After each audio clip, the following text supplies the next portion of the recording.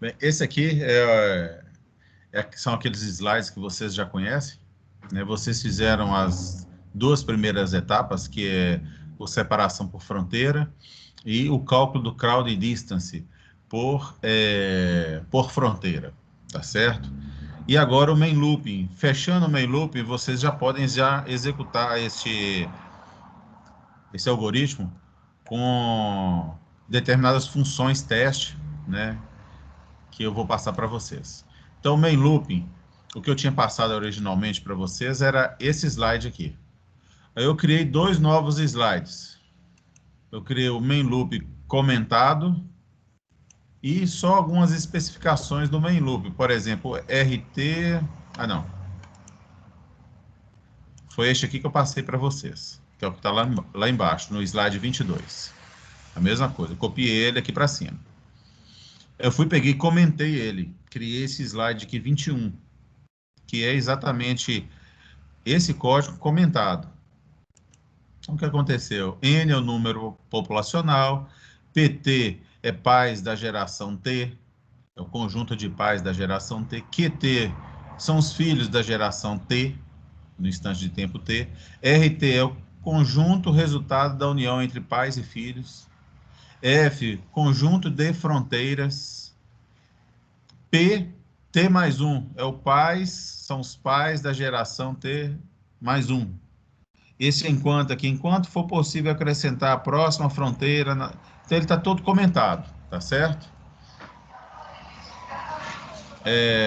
Vamos lá então, esse aqui é o main loop. O main loop ele começa com pais e filhos já criados a partir de uma recombinação entre os pais. Então tem os pais e tem os filhos. A união desses dois conjuntos aqui de pais e filhos dá esse conjunto RT. Esse conjunto RT, ele é passado pelo Fast Non-Dominated Sort que vocês fizeram, que é aquela divisão por fronteiras. Aí vem esse F aqui, são a lista de fronteiras. A primeira fronteira é uma listinha de diversos indivíduos, que está na fronteira 1. A segunda fronteira é uma listinha de diversos indivíduos que estão na fronteira 2 e assim por diante. Até aqui tranquilo, né, gente? Pais da geração T mais 1. Eu inicializo como vazio, um conjunto vazio. E este I aqui é para eu apontar para a primeira fronteira, para a fronteira de número 1. Beleza. Aí começa esse enquanto. Enquanto esse módulo aqui em conjunto geralmente é para trazer a quantidade de elementos que tem num conjunto.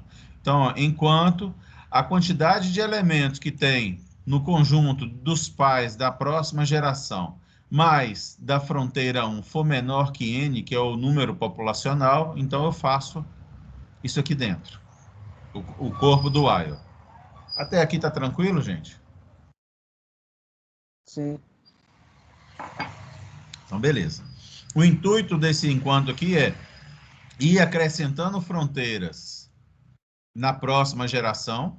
Tanto é que, olha, a próxima geração recebe a próxima geração união com fronteiras. Então, a cada looping que eu faço aqui, nesse while, eu vou acrescentando uma fronteira. E a ideia desse enquanto é, enquanto eu for acrescentando fronteiras e eu não extrapolar o número populacional, eu vou fazendo. Acrescenta a fronteira 1, a fronteira 2. Quando eu for acrescentar a fronteira 3, por exemplo, se estourou o número populacional, eu não acrescento no conjunto dos pais da próxima geração, não faço isso, saio do meu enquanto e tomo uma decisão logo abaixo para completar os N elementos aí. Tá certo, gente? Só uma dúvida, Tranquilo? professor, esse N aí é a quantidade de soluções? Não, é o número populacional. Por exemplo, se eu estipulo que o número populacional é 20, então a geração 1 vai ter que ter 20 elementos, a geração 2 vai ter que ter 20 indivíduos, a geração 3, Ah, 20. tá.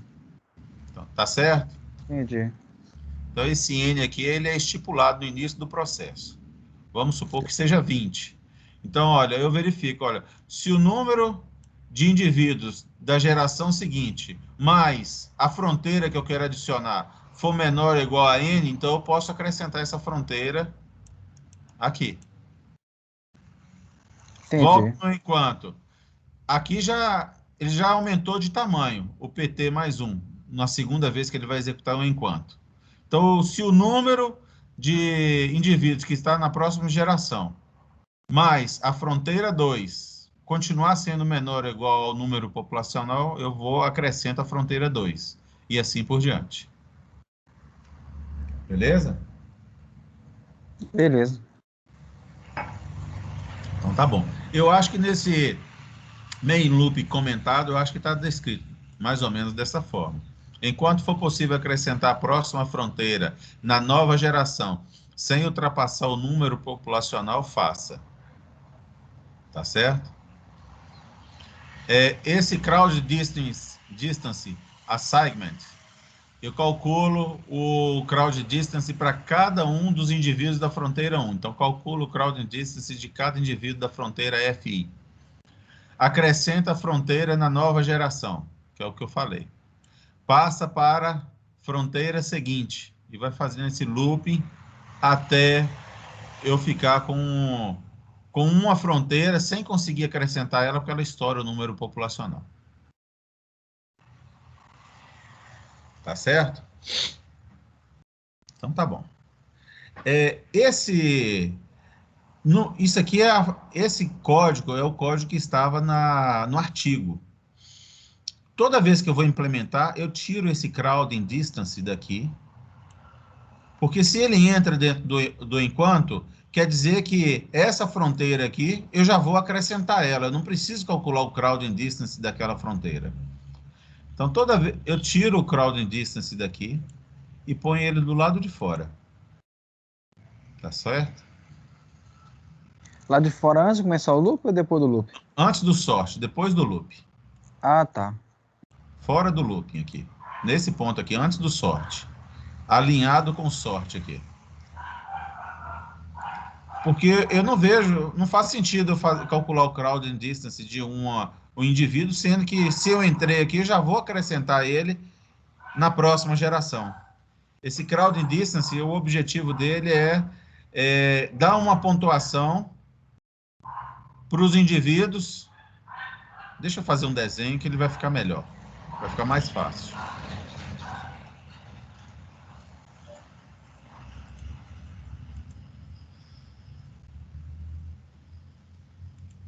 Então tá lá. Eu tenho a fronteira 1 e ela tem, vou colocar um módulo aqui. A fronteira 1, ela tem, vamos supor, 15 indivíduos. A fronteira 2, ela tem 3 indivíduos. E a fronteira 3 tem 7 indivíduos. O meu N, que é o número populacional, são 20 indivíduos. Então, vou executar o meu looping lá, aquele while, pela primeira vez. Então, vamos voltar no código aqui do looping, do while. A minha população da próxima geração, ela está vazia. Então, se eu fizer a quantidade de indivíduos que tem lá é 0, mais a quantidade de indivíduos que tem em F1, é 15. Vai dar 15, esse somatório. Continua sendo menor ou igual a 20, que é o meu número populacional? Então, o que eu faço? Eu acrescento a fronteira 1 na minha próxima população. Tá certo? Que está com 15 indivíduos. Então, nessa primeira execução, o meu PT mais 1 no instante de tempo T mais 1, nesse momento vai ficar com 15 indivíduos. Volto no meu enquanto. Aí aqui agora já tem 15 indivíduos. a minha população da próxima geração já tem 15 indivíduos, mais a fronteira 2. A fronteira 2 tem 3 indivíduos. Então, 15 mais 3 dá 18, que é menor ou igual a 20. Então, eu entro no enquanto. E acrescento a minha fronteira 2 na minha população da próxima geração. Então, quando eu acrescentar a minha fronteira 2, a minha próxima geração vai deixar de ter 15 e vai passar a ter 18 indivíduos. Tá certo? Aí, o que eu faço? Eu volto aqui para executar o enquanto. Então, enquanto a minha população da próxima geração tem 18, mais o meu F3. Meu F3 tem 7. 18 mais 7 não é menor ou igual a 20. Vocês concordam comigo? Beleza? Aí o enquanto para.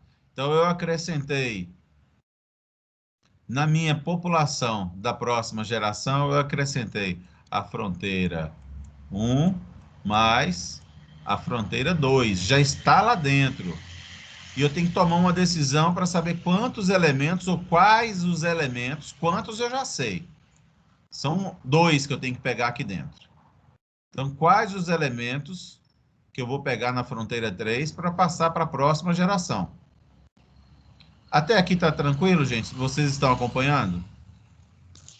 Até agora tranquilo. Beleza? Então, para saber quais indivíduos, quais 2 indivíduos vão passar para a próxima geração, aí entra o crowd distance. Por isso que eu acho que o crowd distance deve ficar aqui. Já saiu do while. Não preciso calcular crowd distance para quem eu já vou colocar lá dentro. Então, se eu tirar o crowd distance e colocar neste lugar, vai ficar desse jeito aqui. Tá certo, gente? Então, neste momento, eu calculo o crowd distance da fronteira 3. Tá certo? Se eu calcular o crowding distance da fronteira 3, o que vai ocorrer?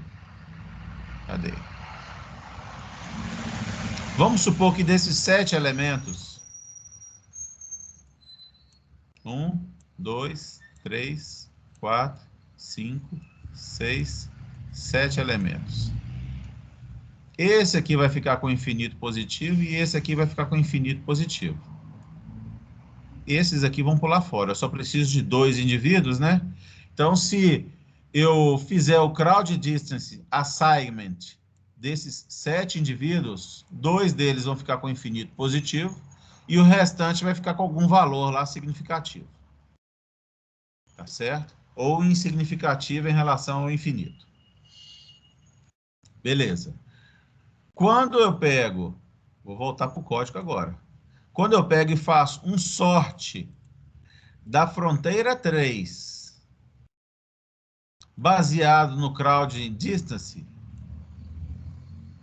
eu posso fazer o seguinte: eu vou pegar a quantidade, os meus pais da próxima geração, união com a fronteira 3, pegando o elemento de número 1, visto que aqui os conjuntos começam do índice 1, até o elemento de n, que é 20, menos a quantidade de indivíduos que eu tenho nos pais, que vai dar 2. Isso aqui vai dar 2. Então, eu vou pegar os elementos do 1 ao 2. Já que eles estão ordenados, eu vou pegar os maiores. Ou os melhores. E vou acrescentar na população de pais da próxima geração. Tá certo? Beleza. Nesse ponto aqui, nesse make new pop aqui, na verdade, não é new pop. Eu estou criando novos filhos. Então, aqui eu já tenho uma nova população da próxima geração. Vou criar filhos a partir deles. Make new pop aqui é make new filhos. E esse Q aqui vão ser os filhos. E o instante de tempo eu passo para ter mais um. Alguma dúvida, gente?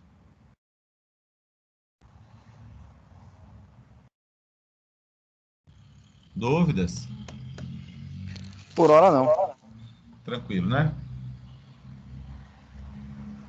Então a ideia é que o Fast Non-Dominated de sorte vai fazer uma pressão seletiva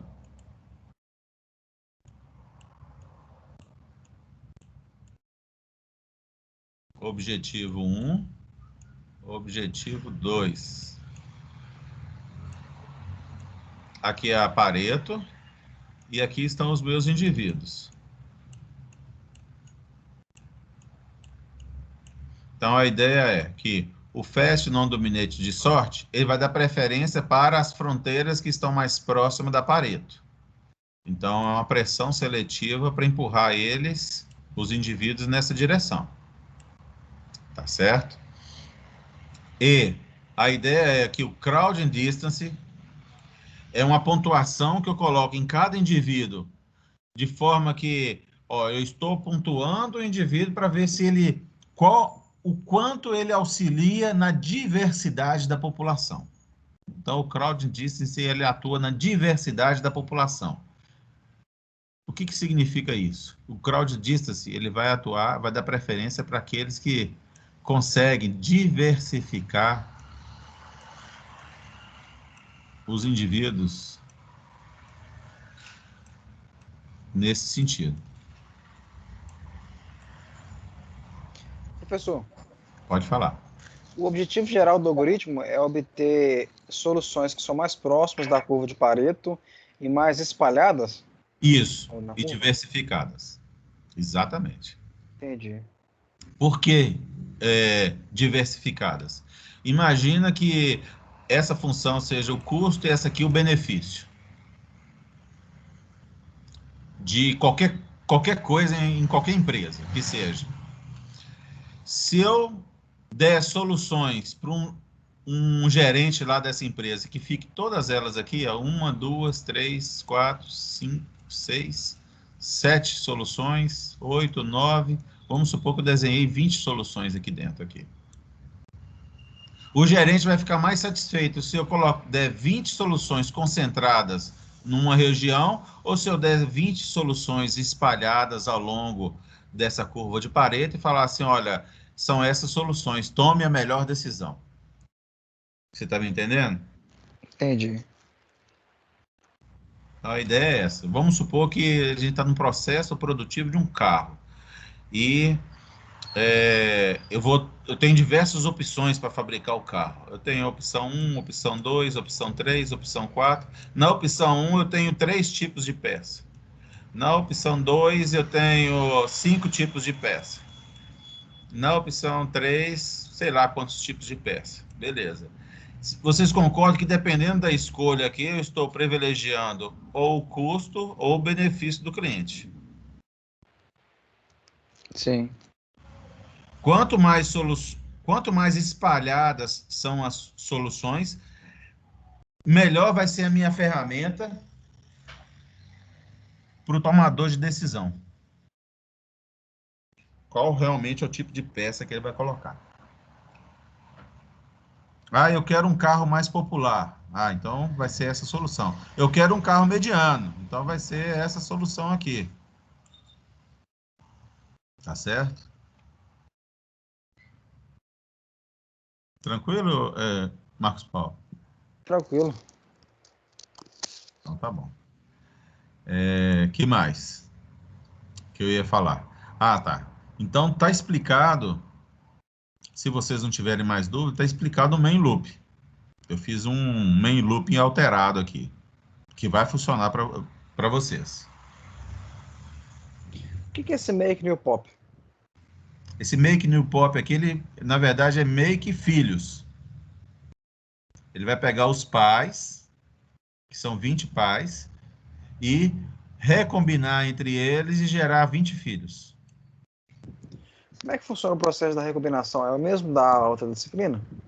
É o mesmo da outra disciplina. A recombinação vai ser aquela recombinação que é...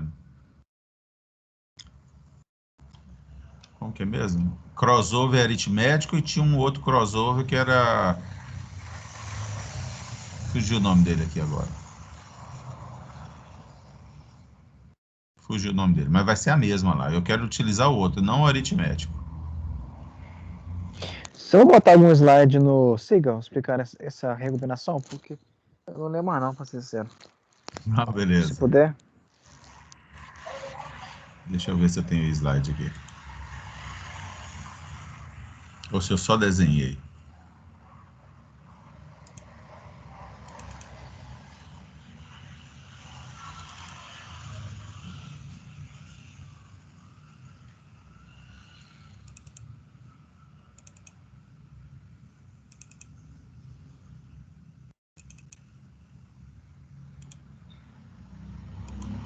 Eu acho que tem 3 anos que eu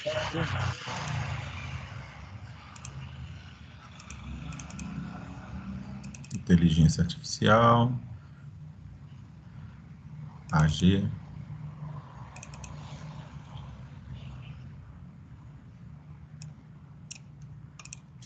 Não sei se eu coloquei no slide. Não.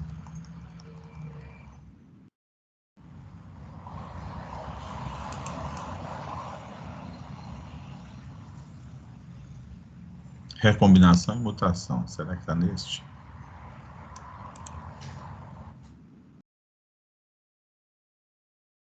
Também não.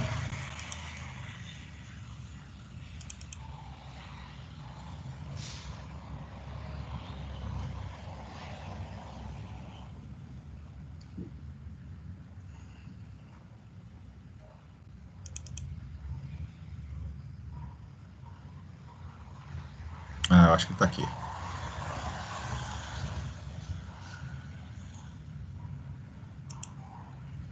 Lembrei, está aqui.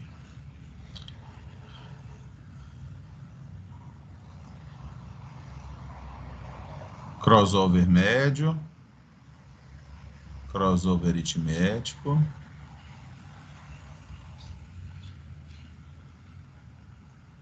O problema entre crossover aritmético e médio, qual é o problema? E tem o crossover BLX alfa, que foi o que eu passei para vocês. Esse aqui é o seguinte, o filho 1 do GNI recebe do pai 1, GNI, mais um alfa vezes a diferença entre o pai 1 e o pai 2. E esse alfa aqui é uma variável aleatória de distribuição normal. Que alfa é uma variável aleatória de distribuição normal. Tá certo? Ah, beleza. O filho 2, acho que vale a pena. Não, tá gravado aí, né? Vocês conseguem verificar depois. Aí tem um exemplo, por exemplo, aqui são os pais, o pai 1 e o pai 2. O pai 1 tem esses valores nesses genes, o pai 2 tem esses valores nos genes. Então, o filho 1, gene 1, vai ser 10,6 mais alfa vezes 10,6 menos 6,4 em módulo. Tá certo? Filho 1, gene 2, ele vai ser igual ao gene do pai 1, gene 2 do pai 1, que é 7,6, mais alfa, que é uma variável aleatória de distribuição normal, vezes a diferença entre os dois pais. No filho 2, a única coisa que altera é que esse primeiro elemento aqui agora vem do pai 2 e não do pai 1 mais. Deixa eu ver se tem mais alguma coisa aqui. Crossover BLX alfa. Demonstração dos possíveis filhos gerados pelos pais citados. Utilizou-se um valor alfa diferente para cada gene recombinado. Então, a cada vez que eu fui olhar o gene 1, eu usei um alfa. Criei uma variável aleatória. Gene 2 do filho 1, outra variável aleatória. Elas são diferentes nesses dois momentos. Aí acontece isso, olha. Eu peguei esse pai aqui e gerei vários filhos através desse processo. Vários filhos uns. Só para saber onde que ele ficaria no espaço de busca, os filhos. Peguei o pai 2 aqui e gerei vários filhos 2. Como se eu gerasse vários filhos 2, esse processo aqui fizesse várias vezes. Só para saber onde que ele vai ficar distribuído. Agora, se para o filho 1, independente dos genes, gene 1, gene 2, eu utilizar uma única variável aleatória, igual para todos eles, eu vou obter um resultado parecido com este. Mas o que eu quero é isso aqui, de forma geral.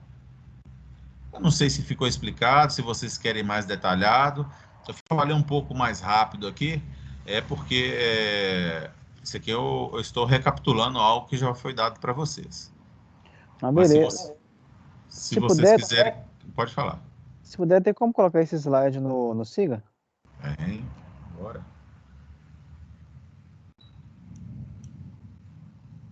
Siga.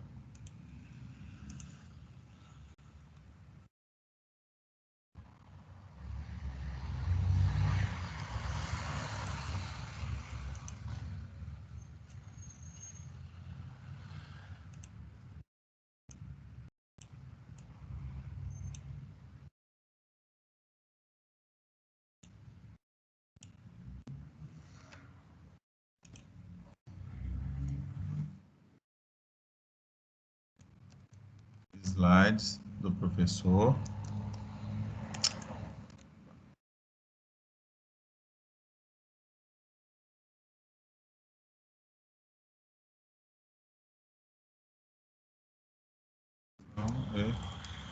Mutação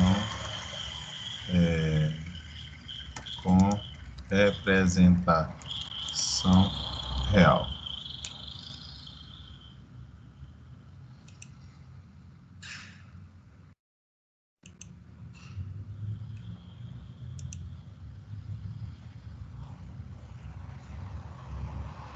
Tá lá. Beleza? Beleza, obrigado. Tá joia de nada. Que mais? Se vocês tiverem dúvidas, eu dou uma recapitulada. Se a gente for olhar direitinho, aqui no main looping, quando fala make new pop, que toda vez que eu leio lá eu entendo que é filhos e faz sentido ser os filhos mesmo, porque aqui eu junto os pais com os filhos, quando esse aqui volta cá em cima. Quando eu falo make new pop, fazer novos filhos, aqui está falando nova população, eu entendo que eu poderia utilizar tanto recombinação quanto mutação aqui dentro. Mas neste primeiro momento, pode usar só recombinação mesmo, não tem problema não. Cada vez que eu executo esse main loop todo, é uma nova geração que eu tenho. Então, o certo é que este main loop aqui esteja num for ou num enquanto, que vai fazer isso aqui ocorrer 1000 vezes, né? E assim por diante. Tranquilo, gente? Tranquilo. Então o processo de recombinação é aquele lá, né, do slide lá. Beleza. Qualquer dúvida aí, eu vou estar à disposição de vocês. E agora eu tenho que passar para vocês uma função, né? Que vocês lembram que um determinado indivíduo, ele tem um vetorzinho de genes, ele tem um vetorzinho que quando a gente avalia ele, a gente tem ele avaliado em função da função 1, em função da função 2, da função 3 e assim por diante, né? É um vetorzinho do posicionamento desse indivíduo no espaço dos objetivos. Vocês se lembram disso, né, gente? Eu acho que todos aí se lembram. Que o indivíduo ele tem um vetor de genes e um vetor que é o retorno de cada função objetiva em relação àqueles genes. Beleza. Dito isso, eu vou ter que passar para vocês uma função objetiva. Deixa eu ver se eu acho aqui na internet. DTLZ1.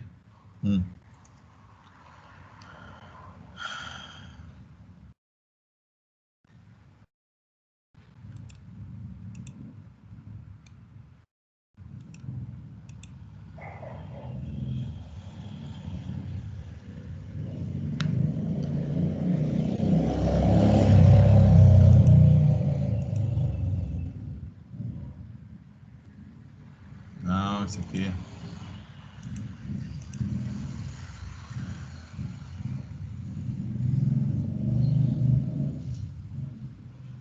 Beleza. Vocês estão enxergando aqui uma imagem na minha tela? Aham. Sim. Beleza. Essa imagem que eu acabei de pesquisar, vocês podem perceber que é o espaço de objetivos.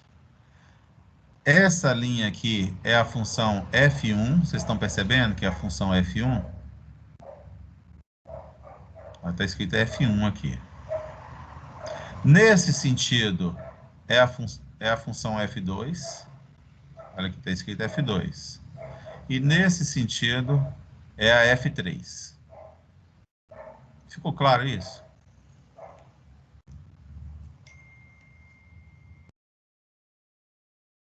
O que vocês acharam? Sim. Ficou claro, não ficou?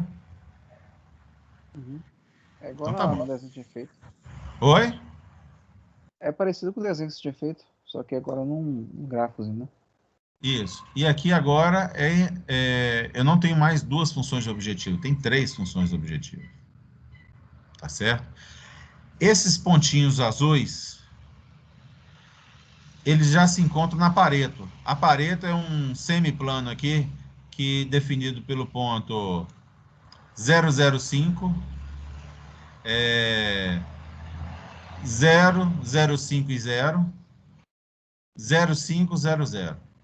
Então, esse semiplano aqui define a curva, deixou de ser uma curva, né? Define a fronteira de Pareto. Tá certo, gente? Então, essa função DTLZ 1 aqui que eu vou passar para vocês, define, vocês vão tentar encontrar genes que aproximam desta Pareto aqui de forma mais espalhada possível. Tá certo, gente? Ah, beleza. Então tá bom. Então vamos tentar aqui achar a DTLZ1 implementada em Java, por exemplo. DTLZ1 em Java.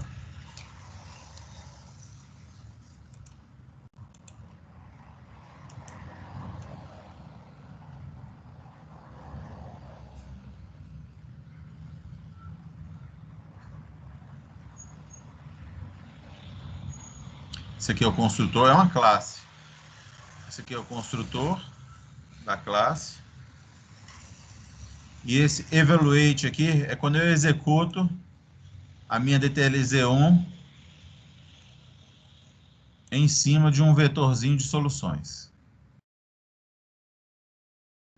Tá certo, gente? Vou tentar achar aqui outra opção em Java para vocês.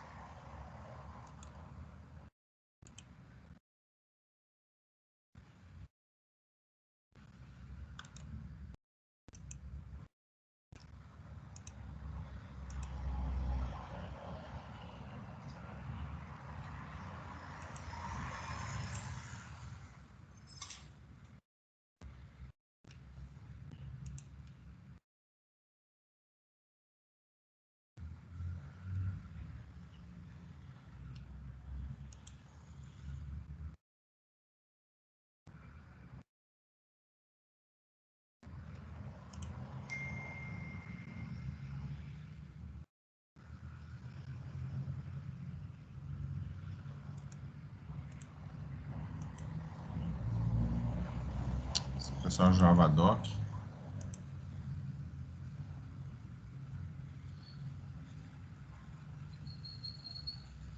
Eu vou ter que achar aí já um código para vocês prontinho que vai funcionar em Java e vocês vão colocar um vetorzinho de genes, que são os valores de entrada, e ele vai ter que retornar um vetorzinho de valores que representam o F1, o F2 e o F3. Tá certo? Eu vou passar isso para vocês executarem a nossa tarefa aí, que é executar o nosso DTLZ1 no código de vocês. Que mais? Além da DTLZ1, que é muito utilizada na literatura, eu quero que vocês utilizem esta funçãozinha aqui que eu vou passar para vocês, que eu vou até escrever ela aqui.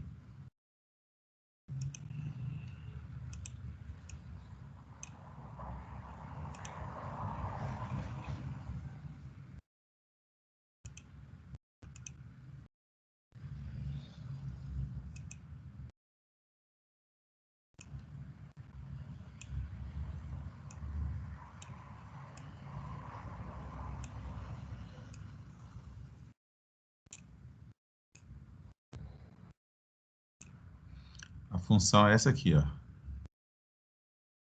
Fi, ela é igual a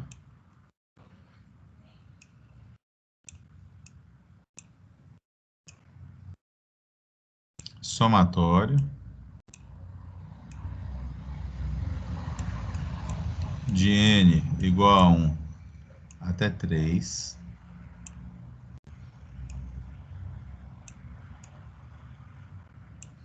de x. Deixa eu pensar aqui.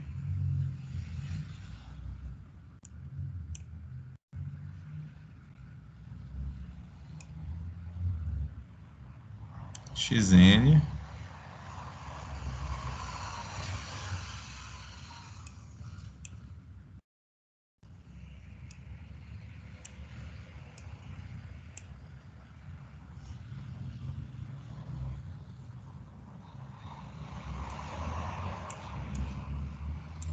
acho que eu cheguei a passar isso aqui para vocês.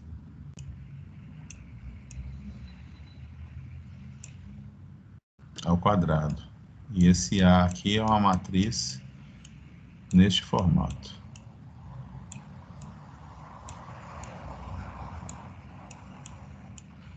Isso aqui não tem na literatura, não. Isso aqui é uma função que eu criei.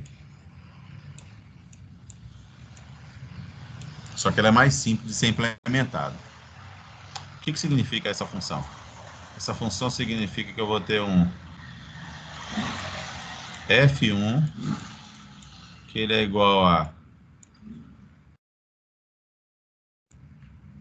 Aqui vai vir um x, né? Um x barra. Ele é igual ao meu x1 menos 1 ao quadrado mais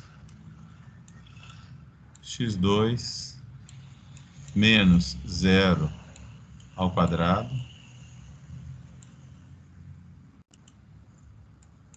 mais x3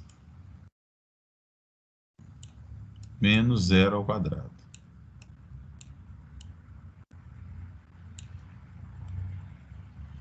O meu F2, aplicado o mesmo conjunto de genes, vai ser igual a x1 menos 0 ao quadrado mais x2 menos 1 ao quadrado mais x3 e assim por diante. Menos 0 ao quadrado. O x3 segue a mesma linha, vou colocar reticências aqui, tá certo? E vou formalizar esse trabalho para vocês. Tá bom, gente?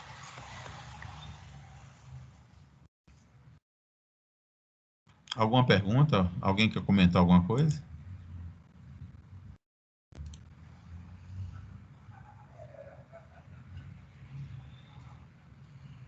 Não, gente?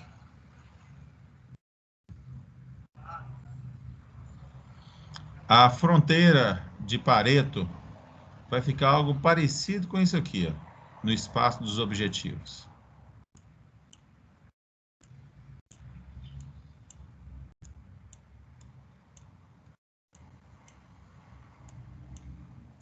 Algo assim, tá bom? Algum comentário? Vocês querem perguntar alguma coisa? Posso finalizar aqui?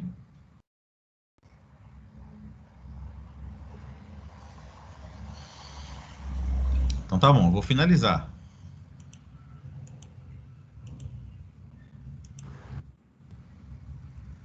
Marcel ia falar, Marcel? Não, eu só queria falar que eu queria apresentar o Crowding Distance hoje. Ah, beleza. Eu vou parar aqui a gravação.